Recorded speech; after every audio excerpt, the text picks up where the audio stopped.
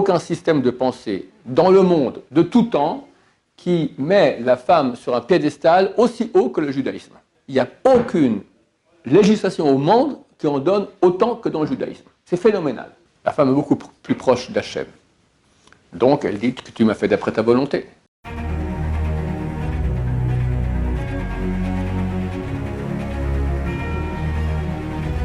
Ce jour dédié pour la Refoua Shema, la guérison complète et rapide de Charlize, Ariela, Menana, Bat Emmanuel, Laura Chaya, Bezrat Hashem. On pose la question ici, pourquoi les hommes et les femmes n'ont-ils pas le même traitement dans le judaïsme? Les hommes et les femmes ont des lois quelquefois différentes. La Torah est-elle contre l'égalité des sexes? Alors tout dépend de la question, ça veut dire quoi égalité? S'il y en a un qui est meilleur que l'autre, c'est une égalité. Et la Torah, c'est certain qu'elle n'est pas du tout pour ce genre de théorie, disant qu'un est supérieur à l'autre. Mais assurément, les deux sont complètement contraires. Ils ne sont pas égales, ils ne sont pas, quand je dis qu'un objet est égal à l'autre, on peut comprendre qu'il lui ressemble tout à fait. Or, nous disons que c'est vraiment pas le cas. Il y a un non-juif qui a écrit un livre sur le Shalom Bayit, très connu, même beaucoup de rabbinim recommandent de lire ce livre. Les hommes viennent de Mars et les femmes de Vénus. Je n'ai pas lu le livre, mais je pense qu'il parle des principes tout bêtes que quelqu'un qui connaît un peu la vie, il comprend qu'un homme et une femme, c'est deux choses différentes. Et une manière de parler à une femme dans un couple, d'accord, et une manière de parler à un homme, c'est tout à fait différent. Alors, est-ce qu'à cause de cela, l'un est supérieur à l'autre? Absolument pas. Mais dire que les deux sont les mêmes, c'est archi faux. C'est vraiment une bêtise. Et c'est vrai que beaucoup le croient dans le monde. C'est une bêtise terrible qui peut arriver même au point où on se dit maintenant, bah alors peut-être on peut s'unir entre hommes ou entre femmes, vu qu'on est égal. Alors ça revient au même.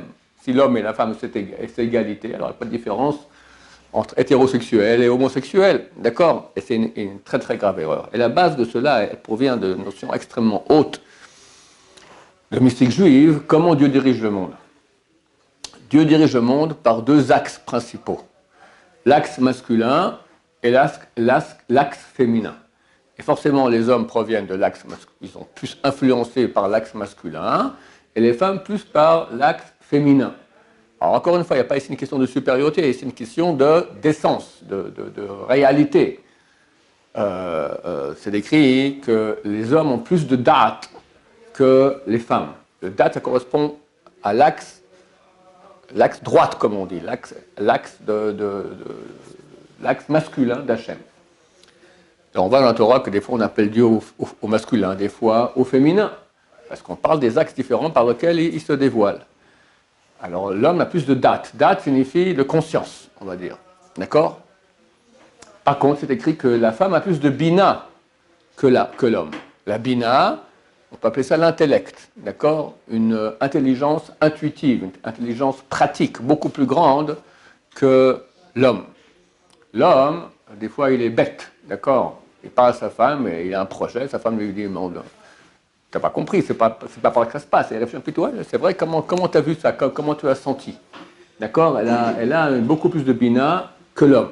Donc on voit qu'il n'y a pas ici quelqu'un qui est meilleur. On va dire, les hommes sont meilleurs dans certains domaines que les femmes, et les femmes sont meilleures que les hommes dans certains autres domaines. Et chacun est complémentaire à l'autre, et ils sont faits pour s'unir, malgré les différences. Et s'ils font le travail comme il faut bien de s'unir malgré les différences, alors ils créent une unité extraordinaire qui correspond à Hachem, parce qu'Hachem, il a les deux axes, et il veut que les deux existent sur Terre. Alors il est vrai qu'en fonction de l'essence de l'homme et de l'essence de la femme, ils ont des lois qui les différencient.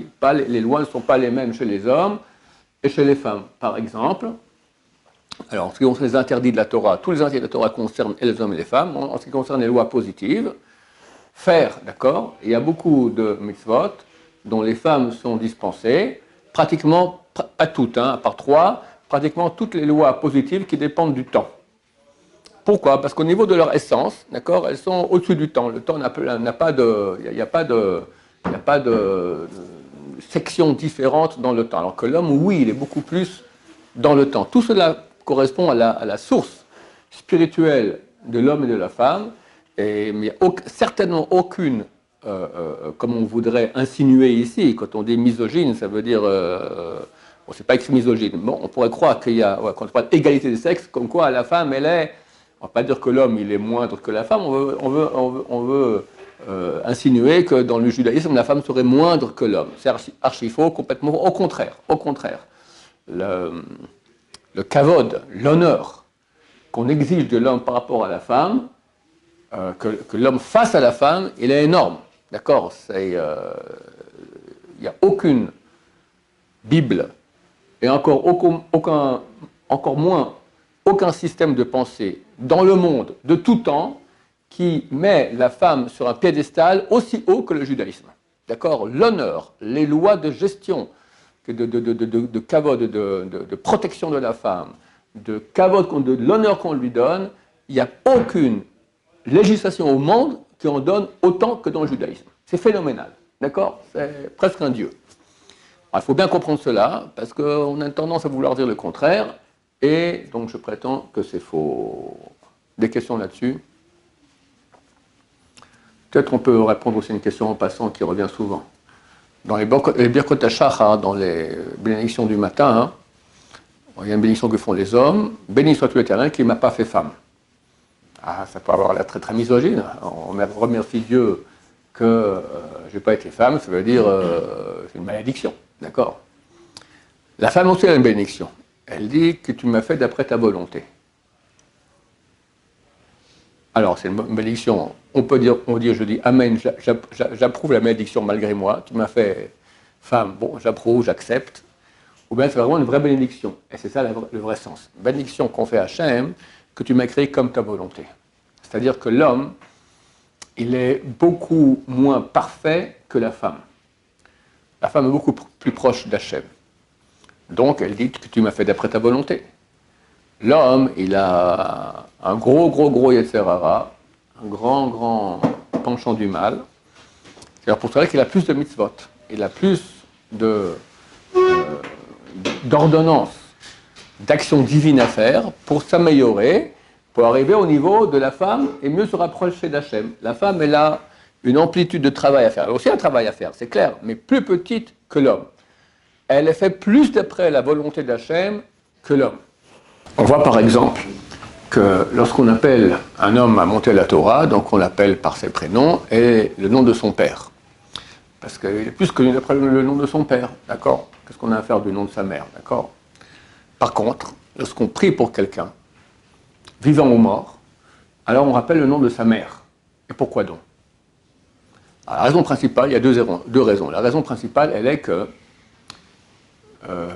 on préfère rappeler le nom de sa mère, parce que quand on prie pour lui, on demande une miséricorde divine. Maintenant, qu'est-ce qui empêche la miséricorde? Ce sont les dinim, les forces de rigueur d'Hachem. D'accord? Plus quelqu'un fait des péchés, plus il amène sur lui des forces de rigueur. Maintenant, les hommes ont un gros problème avec Hachem. Pourquoi? Ils ont deux grands Yetzer Hara, deux mauvais penchants, qui font qu'ils ont beaucoup plus de rigueur céleste sur eux que les femmes. Deux péchés que les femmes n'ont pas, et que les hommes ont presque tous beaucoup. Un, Zeral Batala, seulement 120. Deux, Bitul Torah. Le fait que tu puisses étudier, tu n'étudies pas. Tu joues aux cartes, tu regardes un feuilleton, Hachem Ishmor, tu écoutes de la musique, tu te reposes, tu dors. Étudie! Dieu dit, je suis prêt à pardonner l'assassinat, l'adultère et l'idolâtrie, mais pas Bitul Torah. Ah bon, ça va, c'est pas si grave. C'est écrit que Dieu va nous juger même le temps d'avaler la salive de Bitul Torah. Le Gaon de Vilna faisait son bilan chaque année, regardez le temps qu'il a perdu à lasser ses chaussures, d'accord? Aujourd'hui, au Hachem, on peut mettre des mocassins ou des trucs avec une fermeture éclair, c'est beaucoup mieux, d'accord? Donc les hommes, ils ont ces deux péchés graves sur la tête, Zeral Batala et Bitul Torah, chose que les femmes n'ont pas. Donc quand on l'appelle lui, ou tu ne vas pas intercéder envers Hachem qui est miséricorde divine sur lui, alors tu l'appelles d'après le nom de son père.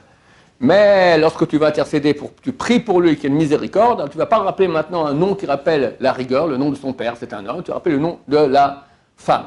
Donc on voit à quel point les femmes sont plus parfaites, sont plus proches d'Hachem, ont moins de rigueur céleste sur elles. Voilà, je crois que ça suffit. Des questions là-dessus, messieurs? Baruch Adonai, l'olam, amen, amen.